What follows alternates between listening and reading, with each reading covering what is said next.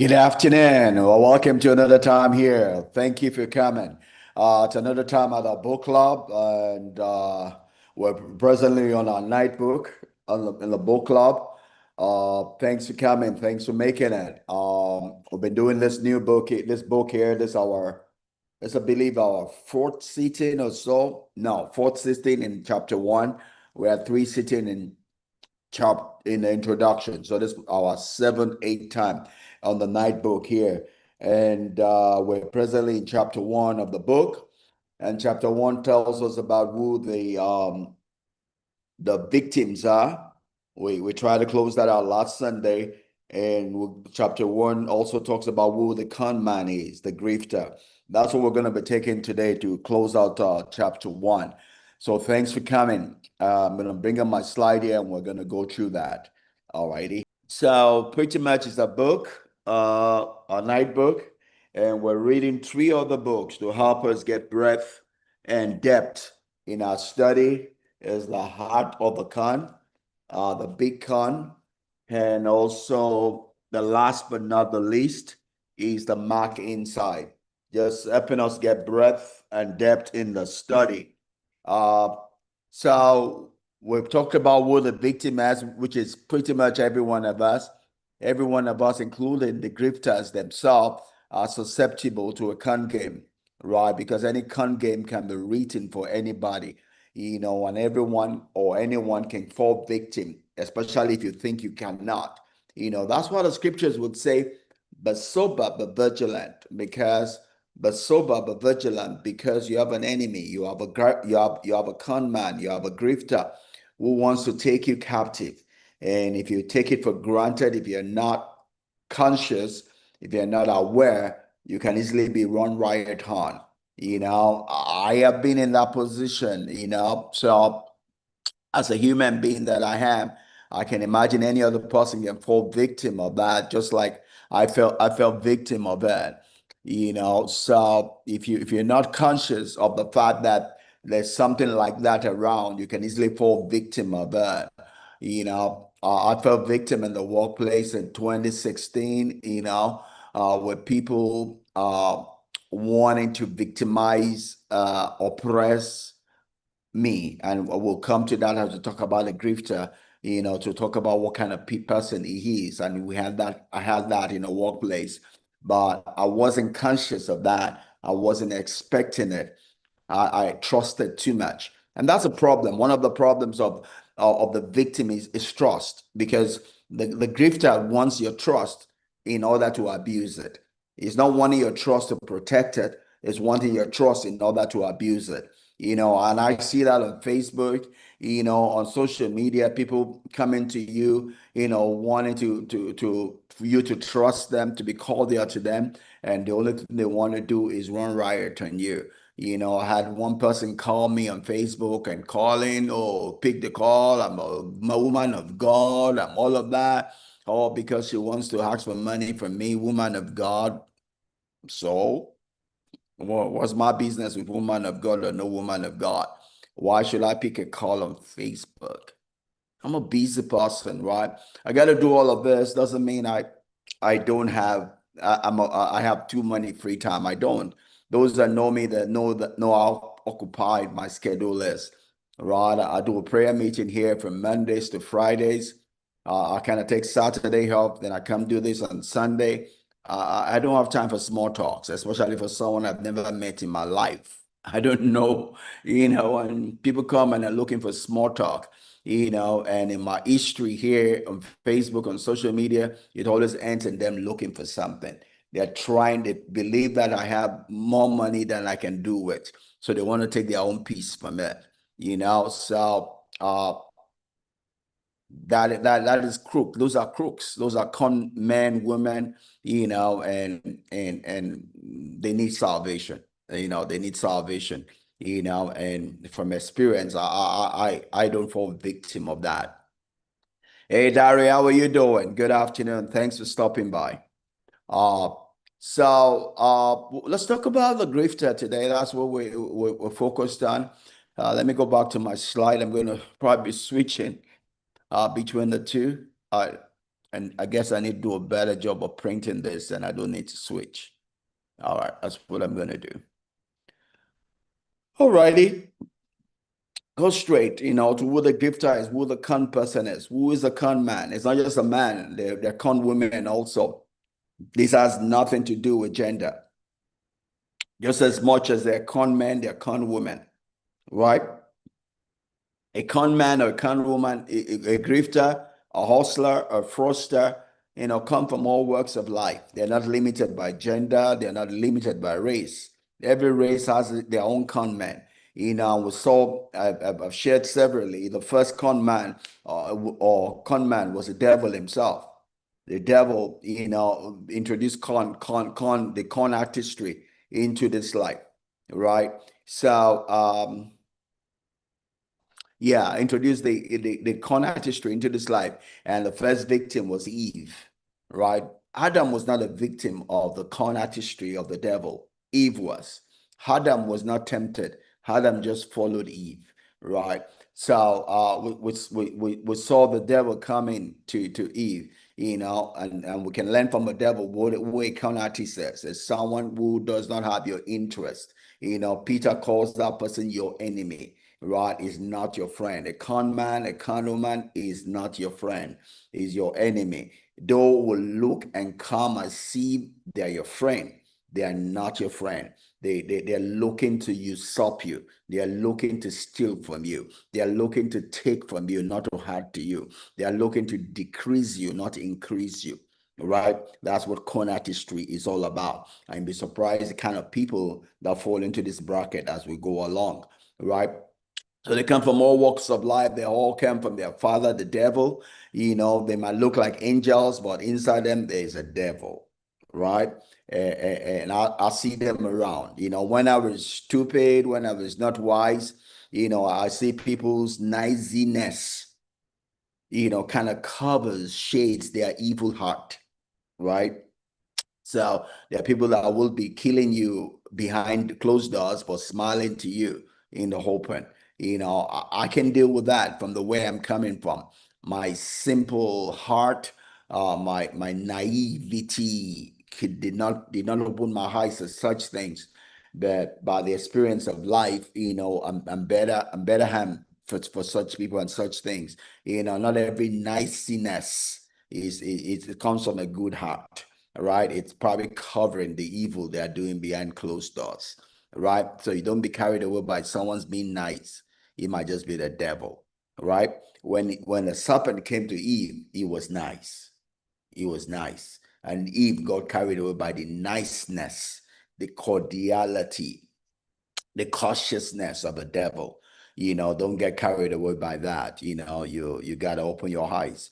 If you go through the whole of Proverbs, you'll see Proverbs tells us, that simplicity is foolishness. You need prudence. You need to look at the fine details. Don't be carried away by seeming externality that you miss what is inside.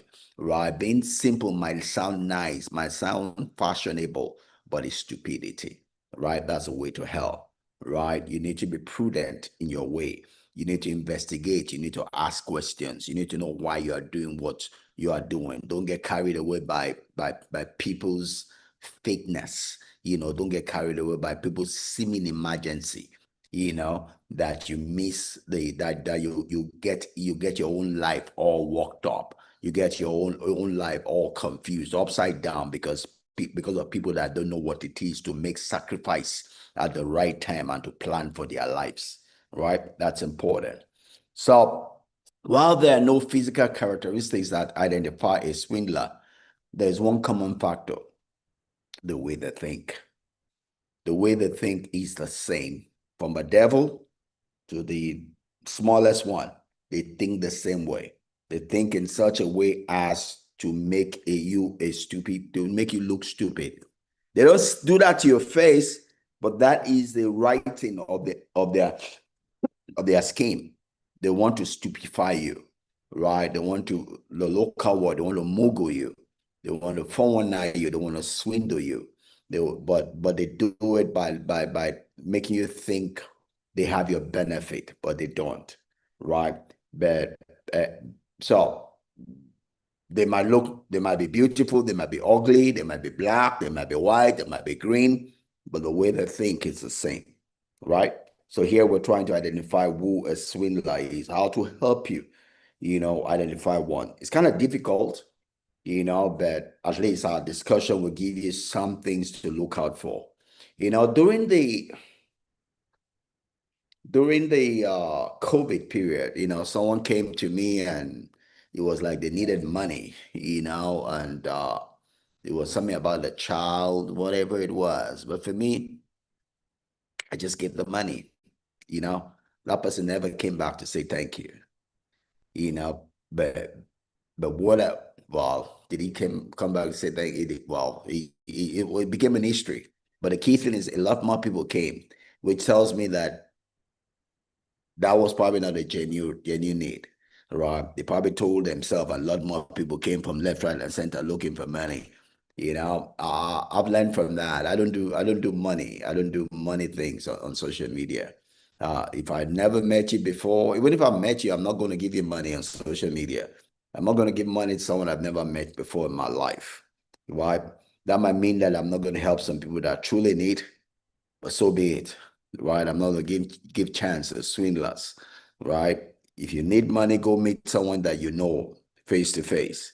Social media is not meant for sharing money or usurping people's niceness or kindness, right?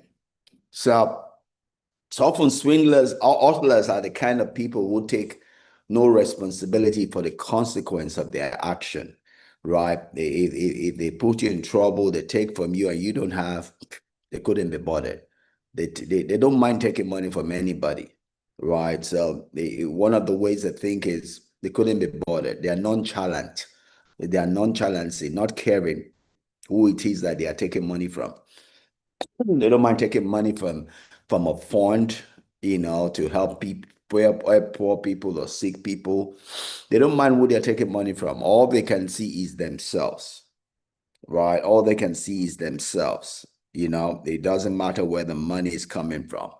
Unfortunately, you find that in the church also. They couldn't be bothered. They have a program. They couldn't be bothered where you get the money from for as long as you get the money, right?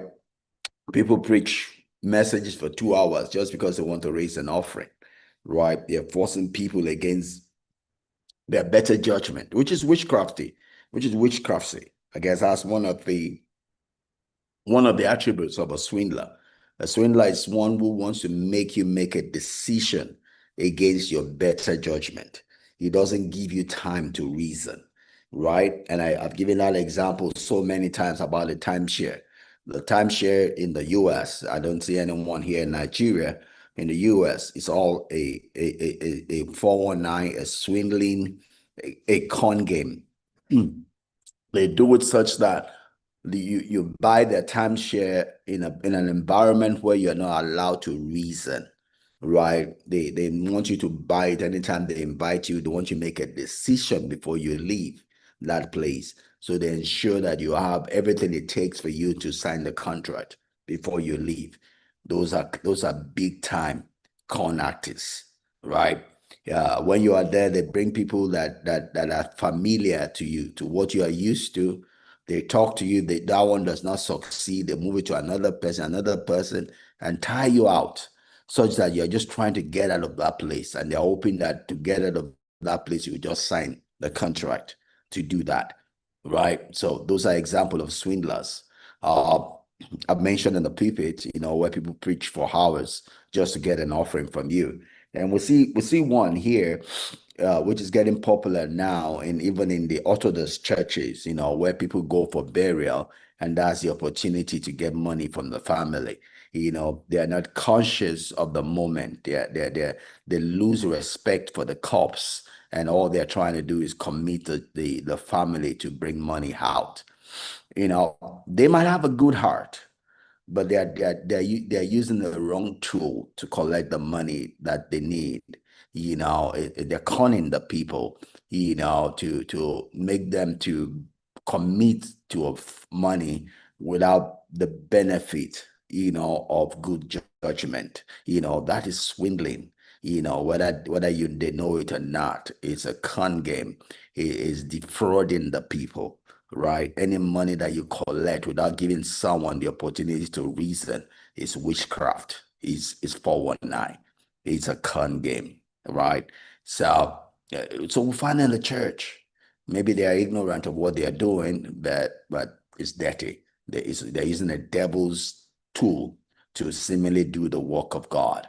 Those priests and pastors need teaching. There are better ways of raising money.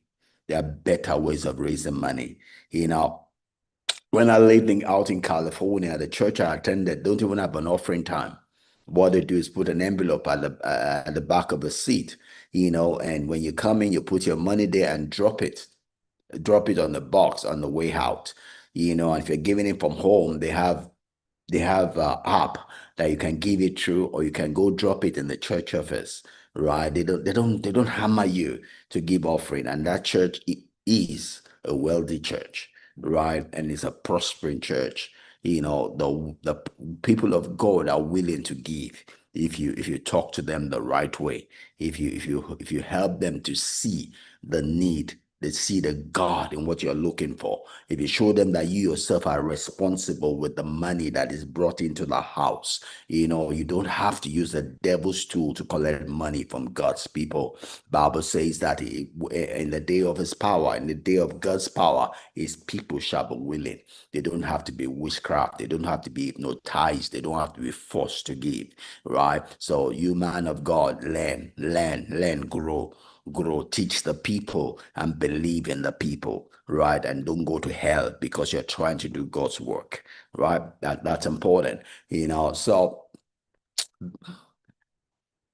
um, Edgar Allan Poe, in his book, wrote some characteristics of what a swindler is. He talks about minuteness, interest, perseverance, ingenuity, audacity, nonchalance, originality, impotence, and green. We'll see all of this as we go along, but the one that rings a bell, that cuts across and probably comes out more often than not is nonchalancy. When they are nonchalant about what they have done. I'm a church boy, so sorry, I bring a lot of example from the church, but I'm a church boy. I've been a church boy in the last 42 years, right? So that's all I know. So forgive me if I seem to have an overbearing uh example from the church. It's just the environment I'm used to, and I see the wrong, in there, and we could do better. You're right. But nonchalancy would see, in those on the pulpit that swindle people. They couldn't be bothered about what's going on in those people's life. We've seen an example of people making a mistake in the offering they've given to the church.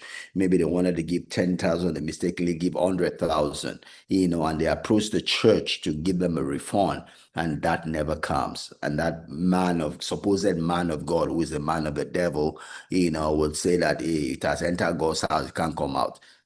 Couldn't be bothered about what the consequence would be to the person that has made that mistake. They are all about themselves, raising money for themselves, and couldn't be bothered about the people, that are bringing the money and what the consequence will be. They expect from those people to believe God.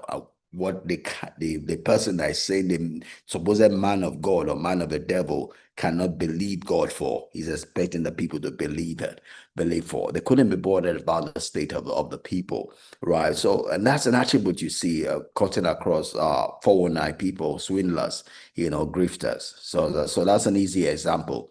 So, uh, so sorry. Yeah, so and that comes to a word that is known as being a psychopath, right? A psychopath is someone who he has an absence of basic empathy for other people, right? They can't empathize, and that's what you find amongst con artists. Someone that cannot empathize with others, someone that cannot process feeling, someone that can see someone smiling, crying, and cannot feel what that person is feeling. So all of this about nonchalancy, borders around that person being a psychopath. And I think we have a lot of them on the pulpit, as much as we have them all around in different places, we have them in the workplace. I've talked about the people I met in 2016, and probably a few still there. They can't process what other people are going through. You have someone that's not been promoted for the last 13 years, and you can't feel what that person is feeling. You are dead to such feelings. You probably say to yourself, it's only business, it's not personal, but it's very personal. We're human beings. We're here to have a human experience. We're not spirit beings, right? So everything that every emotion that affects a human affects us in every place we find ourselves. In the home, you have the human experience. At work, you have the human experience. On the road, you have the human experience. In church, you do have the human experience. Don't deceive yourself. It's just it's your whatever you want to call it. You're dealing with human beings, right? And when you do, and the church is about humans, right? So you need to know how to process the emotions of human if you're going to be a true pastor, not a devil on the pulpit, right? So, but you find people that con people are people that cannot process emotions. They don't feel for people. They are too they're too much about themselves. I've been in places where the person that to preach that cannot smile is frowning because he thinks is bigger than God. He wants to deliver a message because of that. Is it's called a psychopath. You might think it's spiritual or whatever you think, but it's not. It's a psychological problem, right? And it's a psychological problem that you lack ability to process emotions of other people, and you're a psychopath. That's why you do that, So if you see someone that's not moved by what is moving everybody or what normal human beings are moved by, that's a possible that's a possible con person, a swindler. That's someone you can't trust your soul, your journey to heaven, or even your journey down here with, because that person does not necessarily care about your feeling, does not care about your hurt. So you need to be watchful about that, right? So that's one key part, of you'll find, in someone that swindles, someone that plays the con game, or con artist, right? And really, that's what we call the dark triad, of which psychopathy is only one of them. The other two is called narcissivity or narcissism, right? And the other one is the Machiavellianism, we'll discuss both of them. Pretty much when you talk about someone that is a narcissist, is someone that is that has an excessive interest in himself, right? Is overly conscious of himself, and the word is the excessive part of it. We all need to be to take care of ourselves. Self-love is something that's required, for us to be humans, right? Even the God says that we should love others as we love ourselves. So if you don't love yourself, you can't love other people. To love other people, you must love yourself. But we're talking about an excessive self-love. Don't forget we said, and everything must be done in the balance. When you're overdoing something, you're going to hell, right? Like the old quote says, the road to hell is paved with hard verbs, right? The road to hell is paved with hard verbs. So when you're excessively doing anything, well, you're excessively loving others or excessively loving yourself, you're going to hell. You missed it, right? Love is in a balance. Life is in a balance.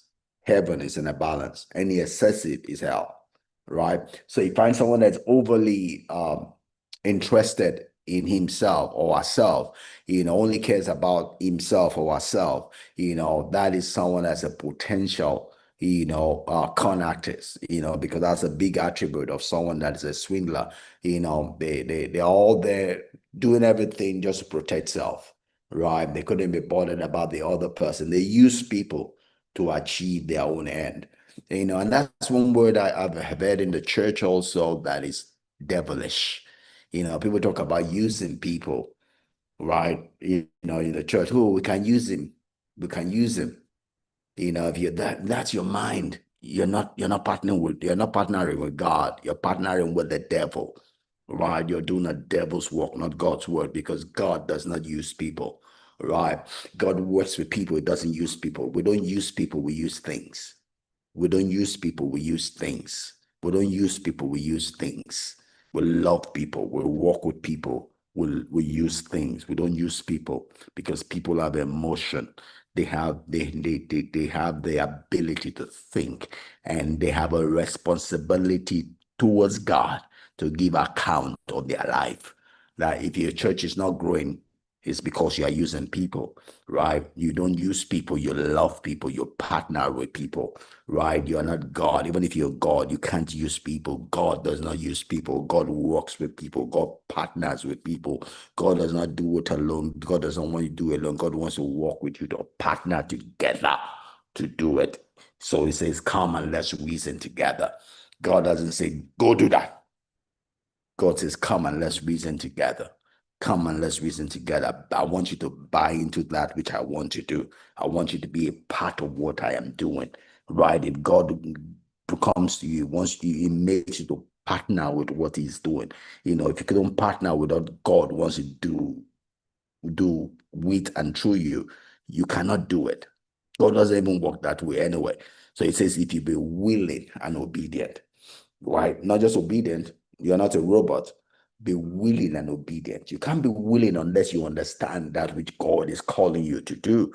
So the same way for us also, if we are working with people, it's not about just telling them, go do this, go do this, go do this, but letting them understand and buy into the vision. As a leader, you sell the vision to the people.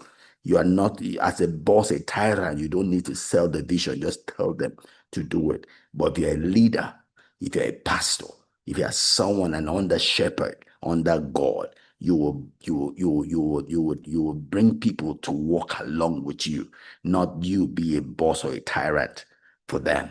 If you're a tyrant, then you're a con artist, right? You don't even deserve to be in that position that you are in because you're a con, right? You're a con, you're a swindler, right? Someone in God's stead does not use people, right? Someone in God's stead works with people, sells the vision to them so that they can, of their own will, decide to follow and buy into the vision. You can't force people into heaven. Only the devil forces people to hell. God wants you to buy into the vision of heaven. Right. And that's one of the things they get wrong on the pulpit. I don't want to force people to heaven, force people to heaven. That's why you have a lot of sinners in the church. You can't even differentiate whether you're in church or something else, right? Because you have supposed Christians stealing from the offering box because we force people. They've not had an encounter with Jesus, but it will force them to come along, right? The only way to heaven is you got to have an encounter with Jesus. If you don't have an encounter with Jesus, just coming to church won't save you, right? To be one that God knows that you are his own, you must have an encounter with Jesus. So church is supposed to bring you to an encounter with Jesus. If you don't have an encounter with Jesus, you don't belong to him. Yes, you belong to your church, you have a church membership, but you don't belong to Jesus, right? But it's not even a Christian thing, just use it as an example, right? Because I'm a pastor, so that's the best example I have. So if you have someone as a narcissist who's overly interested in his or her own agenda at the expense of others, that person that is most probably is possibly a con person, right? It doesn't matter where you meet that person. It doesn't matter immaterial because all con artists think the same way, right? Doesn't mean that it surely is, but that's an indication that the person is a swindler, He's a con artist. It doesn't matter whether he's a pastor, a reverend, most holy apostle. If you see that trait in that person is probably a swindler, right? So it's up to you then to be careful to protect yourself, right? So Jesus says, by their fruits will know them, not by their title. Because someone is the most senior apostle doesn't mean that it's not a swindler. If I see in that person a psychopath, a narcissist, it's probably a swindler, right? Doesn't matter the title. Doesn't matter how many years he's built his church or how big his church is, right? So the third part in what we call the dark triad is the Machiavellianism. It's taken from the name of a person that wrote the book, The Prince, which embodies this attribute. His name is Niccolo Machiavelli, right? Who was born in Florentine, Italy. He wrote a book and he expounds a philosophy, a way of thinking, and a way of doing things, which is called the Machiavellism or Machiavellism, yes. And this is all embodied in his book, not necessarily what he lived, but is a line of thought. It's a where it says that for leaders, the way to lead is by being a terror to the people following. So Machiavellism is not a leadership. It's not the leadership philosophy. It's more of a tyrant boss philosophy. And a lot of people are bought into it, but in the church, in the workplace, they are deceived to think that it's the right way, but it's the way to hell. That's why it's part of a dark triad, right? It's a dark philosophy. To think that you have to be a tyrant to be a boss, to be a tyrant to get people to follow you. That is not a leader. Because a leader is one who sells the vision and gets the buying of the followers to follow, not because they are scared of a punishment, but because they believe in the reward of following. They believe that there's something to gain in following. So a leader gives people something to desire for, whereas a tyrant, it gives people something to run away from. So if you're in a place where someone is always telling you about the punishment to run away from, oh, if you don't come to church, oh, the angel will come, will take register. Oh, if you don't give that offering, this might happen to you. Oh, if you don't do this, that will happen to you. That person is probably a con, is a swindler, right? Anybody that's making you give out of fear or do things out of fear, it's most probably a swindler, right? It's a con artist. It's a con man, a con woman, right? A leader doesn't lead by fear. He leads by love. He doesn't lead by fear. He leads by love. It gives you something to drift towards, not something to run away from, right? A leader gives you something to drift towards, not something to run away from. So if you find someone with this Machiavellian tendency, that most probably that person is a con, right? And you have those three put together, most probably that person is a con, you know. So con actors are people who have a predisposition in these three aspects, right? A predisposition to being a psychopath, a predisposition to being a narcissist, a predisposition to be a Machiavelli, but that does not mean that they would con you, right? They might have that predisposition, but they also need an opportunity to make for them to con, right? It takes being in a place where the opportunity poses itself to do it.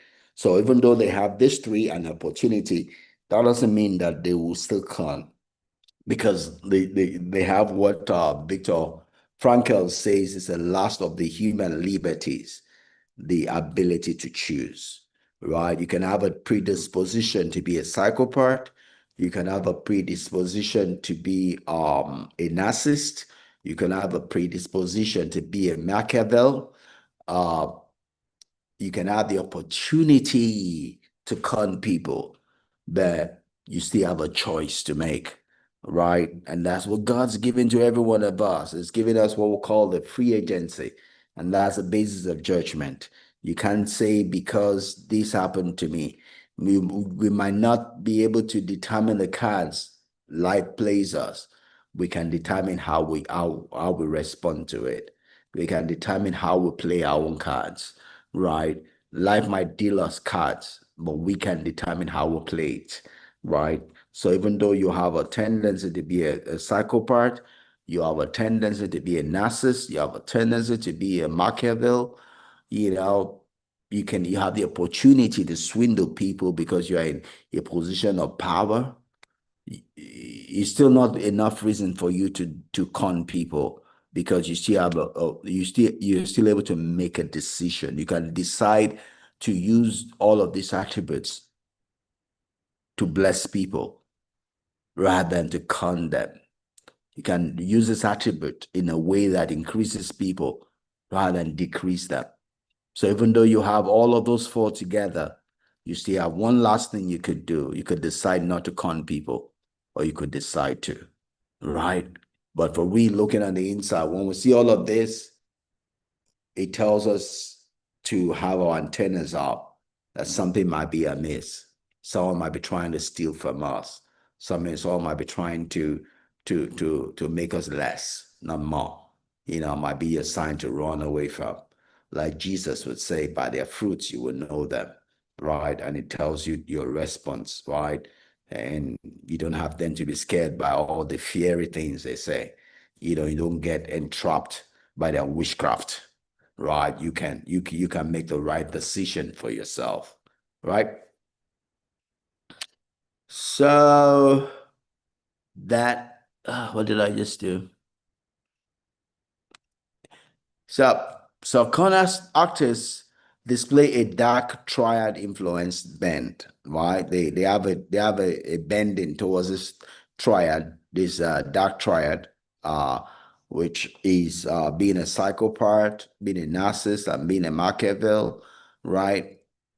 They can rationalize away just about any behavior as necessary, right? They can do that, rationalize anything away because of a nonchalancy coming from being a psychopath, but they could have the opportunity to con people, but they can choose to or choose not to.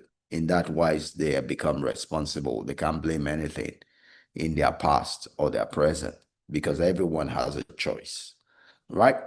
That is all we really have for today, covering the part about the grifter from chapter 1.